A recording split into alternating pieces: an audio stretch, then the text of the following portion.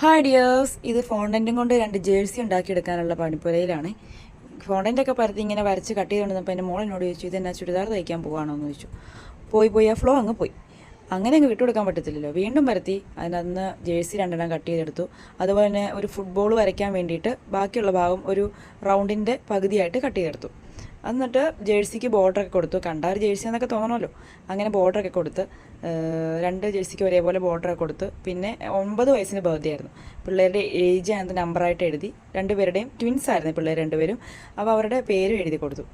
പിന്നെ അതിനകത്തേക്ക് വേണ്ടുന്ന ഫുട്ബോളായിരുന്നു. ഫുട്ബോൾ ഞാൻ ഏകദേശമൊക്കെ വരച്ച് ഒപ്പിച്ചിട്ടുണ്ട്. ഇതായിരുന്നു ലാസ്റ്റ് ഞാൻ കട്ട് ചെയ്തെടുത്ത് വരച്ചെടുത്തത്. അങ്ങനെ കേക്കിലേക്ക് വെച്ച് കൊടുത്തു. അത് കഴിഞ്ഞ് ഫിനിഷ് ചെയ്യാൻ വേണ്ടിയിട്ട് ഗ്രീൻ കളർ വെച്ച് ഒരു ഗ്രാസ് നോസിൽ വെച്ച് ബാക്കിയും കൂടെ ഫില്ല് ചെയ്ത് കൊടുത്തു. ഇതായിരുന്നു അതിൻ്റെ ഫൈനൽ ലുക്ക്. എങ്ങനെയുണ്ട്?